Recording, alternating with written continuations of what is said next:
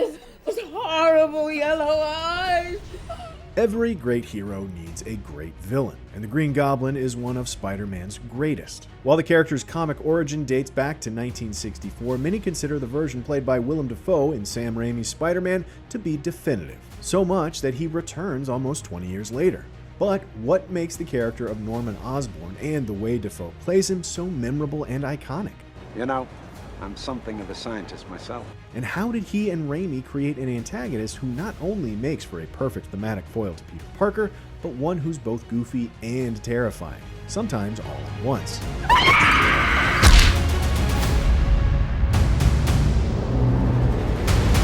Good old Gobby started out as one of Spider-Man's wackier foes. In his very first appearance, he rides a mechanical broomstick and tries to convince Spider-Man to co-star with him in a knockoff of the creature from the Black Lagoon. You can see a resemblance between the scales on the original Goblin outfit and the design of the classic Universal monster, and the character's all-green mechanical suit in the movie looks pretty similar as well. So, the character was ridiculous in his early days, but less than a decade after his debut, the Green Goblin would go on to cause one of the darkest turns in superhero comics, the death of Gwen Stacy, at a time when killing off beloved characters in brutal fashion was far from a common occurrence. Given the character's dynamic history, one that's both quirky and macabre, and the horror comedy tone that Evil Dead trilogy director Sam Raimi brought to the franchise, the Green Goblin was the perfect fit on paper.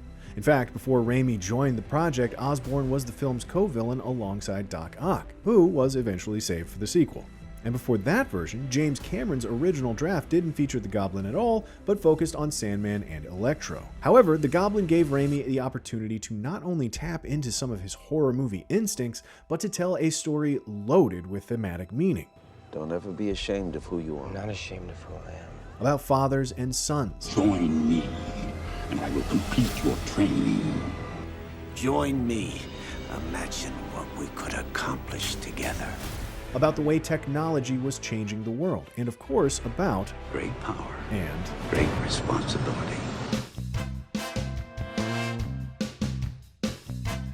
The first Spider-Man film is steeped in nostalgia, from the way it evokes Richard Donner's Superman, to the broad, sincere, early soap opera performances by Rosemary Harris and Cliff Robertson as the kindly Aunt May and Uncle Ben, whose quaint little home feels preserved in amber and like it belongs to an earlier era. Like any elderly couple, their home is filled with old-world decor, and their tech is all out of date.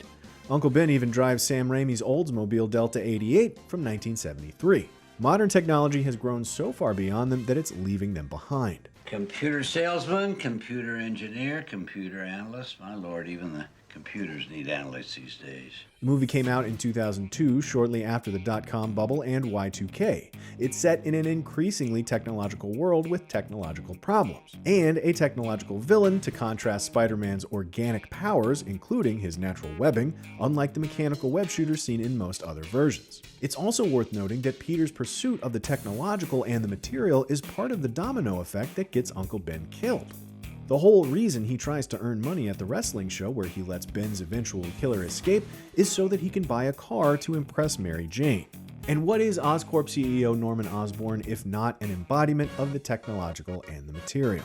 Not only does Norman represent the ruthless forward march of industry, he also reflects the way money and power can lead to a warped sense of exceptionalism. Teeming masses exist for the sole purpose of lifting the few exceptional people onto their shoulders. However, the good people of New York eventually prove him wrong and fight for their working-class hero the way he fights for them. You mess with one of us, you mess with all of us! This gets right to the heart of the film's dynamic between power and responsibility, because what separates the Goblin and Spider-Man is the choices they make and how they use their power. They both give into it at first, but where Peter reins himself in and uses his powers for good, Norman, well... Of course, these are just the broad strokes that frame both characters, and the way any well-written villain should contrast thematically with their hero. But what takes Osborn from good to great is the actor playing him, and the way he navigates not only a complicated story of fatherhood, but one that demands relatable humanity from an over-the-top, scenery-chewing villain who feels straight out of a 60s comic book. No one says no to me!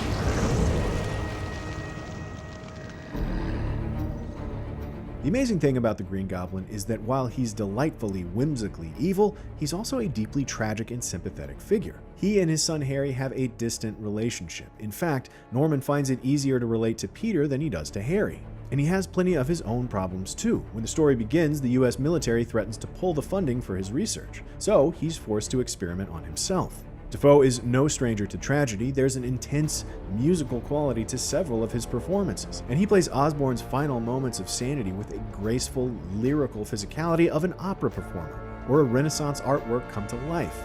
Like God creating man, this is the moment man creates something worse.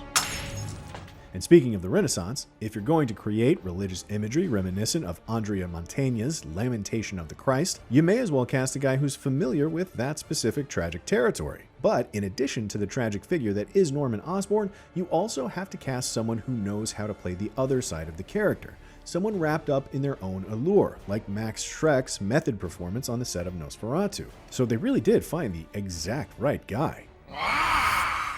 Norman starts out as a stern father, if a slightly oblivious one, while also feeling slighted by the powers that be. But once he becomes the Goblin, it's off to the races, as Raimi switches all the way into Evil Dead mode for Norman throughout the rest of the film.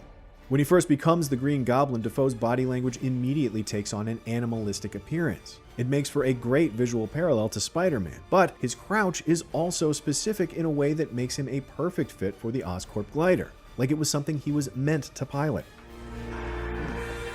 The Goblin and Norman personas start out at least slightly at odds, with the villainous alter ego taunting Norman from the outside. But shortly thereafter, we get to see Dafoe dive into the deep end as he switches between the two, sometimes in the same shot.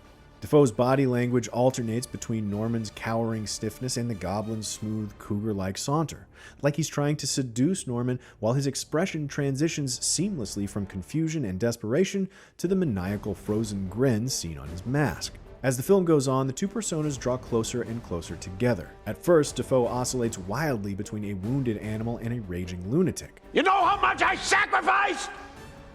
But the more he gets caught up in his own power, the more indignant he becomes, with silent stares that are scarier than anything he could possibly shout.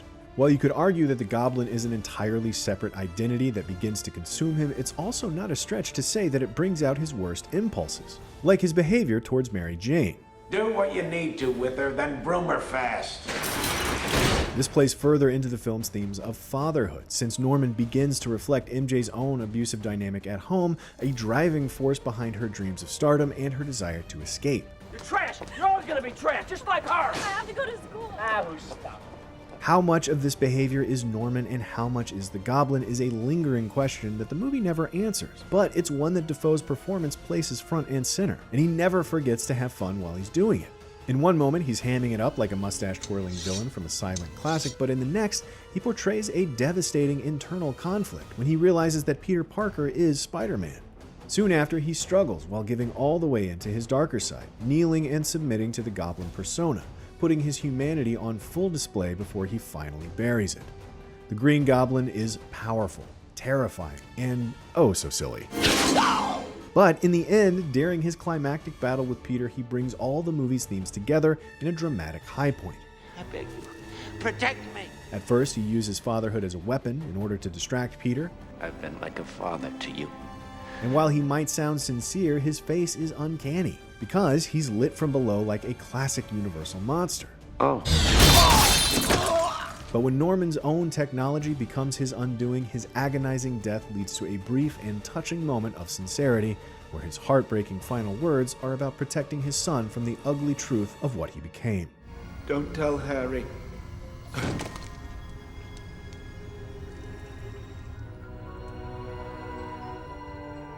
A performance that runs the gamut from desperate to explosive to cartoonishly devious, Dafoe throws everything at the wall, and pretty much all of it sticks. From his sickly cackle to the way his lines are dripping with mocking sarcasm. Well, to each his own. Every Spider-Man since the original has tried to follow in its footsteps in some way, whether by repurposing its villains or by trying to recreate its themes. With great power comes Don't great... you dare finish that sentence. Responsibility. Crap. Backpack's gone. It doesn't sound responsible. But few of their characters were as perfectly matched for the idea in the way that Uncle Ben originally meant it. These are the years when a man changes into the man he's going to become the rest of his life. Just be careful who you change into.